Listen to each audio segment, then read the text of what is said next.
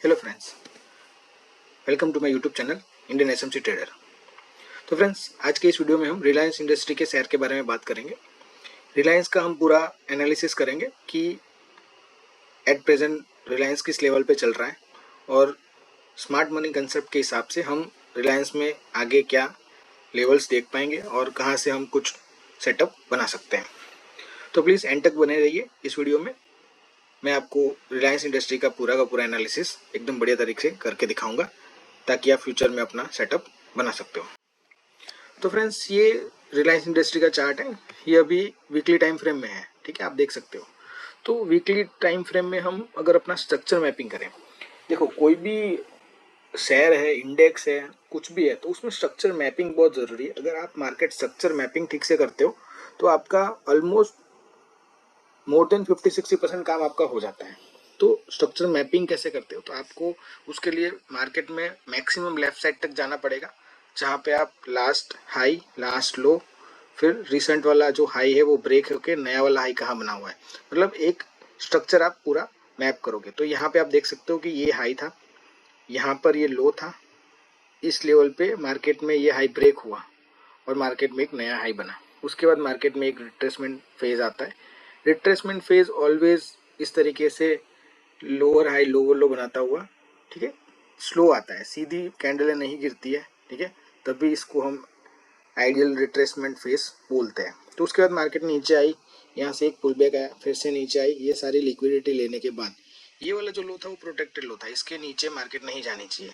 तो यही हुआ, मार्केट यहाँ से मार्केट में एक डीप पुल बैक आया, ठीक है, यहाँ से फिर से मार्केट में एक पूरा मोमेंटम आया, इस लेवल से मार्केट में एक फिर से एक गिरावट आई, ठीक है, एक पुल बैक बोल सकते हैं इसको। उसके बाद इस लेवल पे मार्केट में एक ब्रेकअप स्ट्रक्चर हुआ, मतलब यहाँ ब्रेकअप स्ट्रक्चर होने के बाद ये वाला अपना लो कंफर्म हो गया और ऊपर जब मार्केट चली गई, ठीक है, उसके बाद मार्केट में एक पुल बैक आया, फिर मार्केट ऊपर चली गई, फिर एक पुल बैक आया, फिर ऊपर चली गई। तो अभी जो अपना जो लास्ट हाई था वो यहाँ पर था, लास्ट लो यहाँ पर था और ये रिसेंट वाला हाई यहाँ पर था। इसको अब मैं जूम करता हूँ थोड़ा, बाकी वाला हम बाद में बात करेंगे।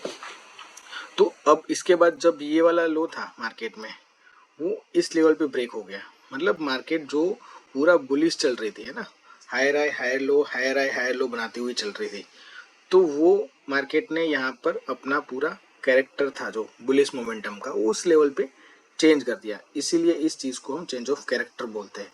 तो अब क्या होगा मार्केट में, ये वाला जो हाई था, है ना, वहाँ से मार्केट में एक सेलिंग प्रेशर आया, इस लेवल पे मार्केट आई और यहाँ पे मार्केट में एक ब्रेकअप स्ट्रक्चर हो गया जो कि डाउन साइड था, है ना। तो मतलब जो बुलिश थी वो बियरिश होगी, इसलिए इसको चेंज ऑफ कैरेक्टर बोलते हैं। और यहाँ पर मार्केट में एक बियरिश मोमेंटम चालू हो गया। उसके बाद मार्केट में ये यहाँ तक एक पूरा सेलिंग आया, फिर मार्केट में एक पुल बैक आया, फिर यहाँ पर एक और ब्रेकअप स्ट्रक्चर हुआ, ठीक है।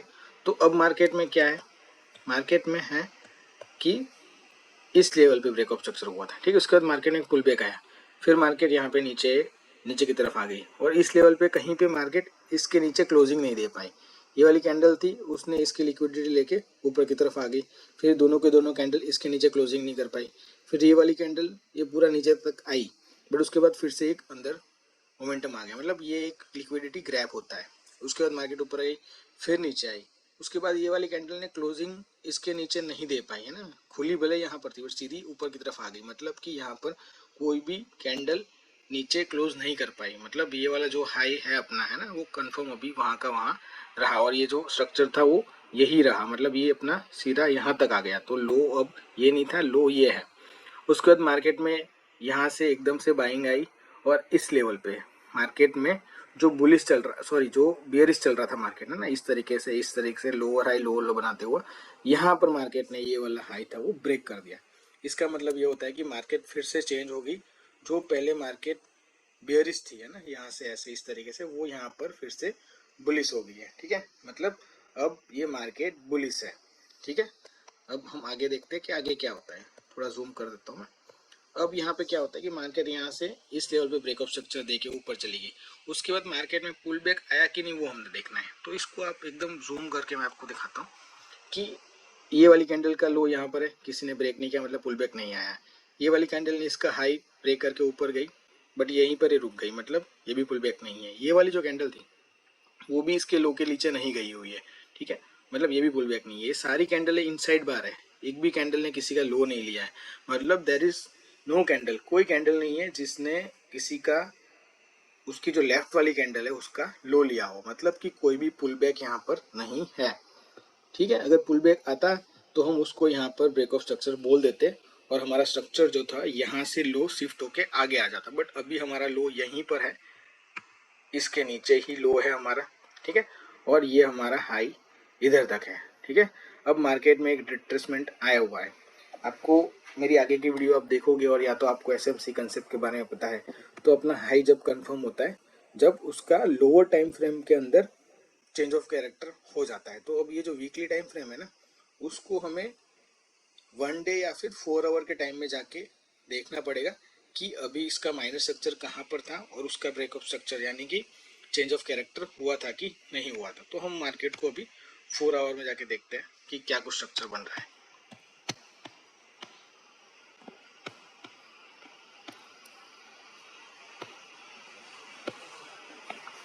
4 आवर में थोड़े स्ट्रक्चर और छोटे बन रहे हैं। आप 1 डे के टाइम फ्रेम एक बार देखते हैं कि 1 डे में क्या हो रहा है, उसके बाद हम 4 में भी जाके देख सकते हैं। तो 1 डे के टाइम फ्रेम में अभी आपको ये वाला लो था, उसके बाद मोमेंटम आ गई, फिर एक पुल बैक था, इसके ऊपर क्लोजिंग, मतलब ये वाला ब्रेक ऑफ स्ट्रक्चर था, फिर नीचे आया, फिर मार्केट ने यहाँ पर उसका क्लोजिंग दिया, मतलब ये वाला पुल बैक था, यहाँ पे ब्रेक ऑफ स्ट्रक्चर हुआ। आगे कहाँ पे कुछ हुआ ऐसा? यहाँ पे ऐसा कुछ भी नहीं हुआ, मतलब अपना जो लास्ट लो था वो ये था, इसको हम मार्क कर देते हैं। ठीक है, अगर ये मार्केट में जब जाता है तब चेंज ऑफ कैरेक्टर होता है। ये वाली जो कैंडल थी उसने इसके नीचे क्लोजिंग दे दी, मतलब हम यहाँ पे बोल सकते हैं कि मार्केट में एक चेंज ऑफ कैरेक्टर आया हुआ था, इस लेवल पे मार्केट में चेंज ऑफ कैरेक्टर हो गया।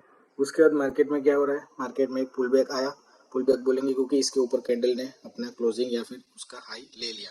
उसके बाद नीचे क्लोजिंग कहीं पे नहीं हो पाई, फिर से एक मोमेंटम आया, यहाँ की लिक्विडिटी ले ली और फिर मार्केट में एक नीचे यहाँ पर क्लोजिंग आ गई। मतलब इस चीज को हम बोलेंगे ब्रेक ऑफ स्ट्रक्चर हुआ है। यस, यहाँ पर ब्रेक ऑफ स्ट्रक्चर है। ठीक है, इसको हम लिख देते हैं बॉस।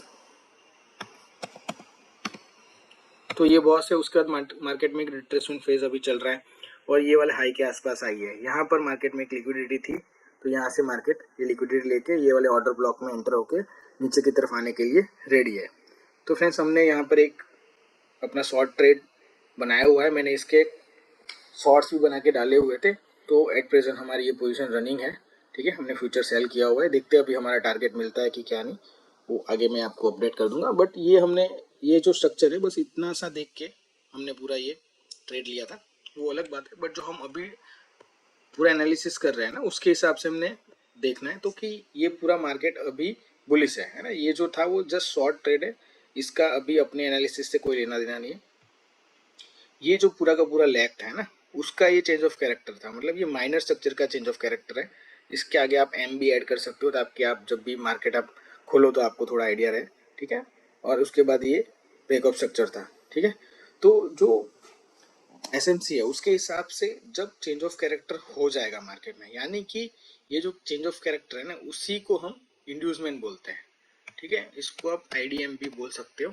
ठीक है, यही इंड्यूसमेंट है, मतलब यहाँ पे जब ये लो जाएगा तो लोगों में एक क्रिएट होगा कि मार्केट में अब सेलिंग आएगी, तो इस तरीके से मार्केट में हर कोई अपना सेल पोजीशन बनाएगा और मार्केट अपना जो ये वाला ऑर्डर फ्लो था है ना, वो ब्रेक करने के बाद नीचे की तरफ आएगी। तो जो पहला ऑर्डर फ्लो होगा ना, फर्स्ट पीओआई उसका फर्स्ट ऑर्डर फ्लो, जो कि अनमिटिगेटेड होएगा, उस पे आके फिर एक अपना वापस से ऊपर की तरफ जाएगी है ना।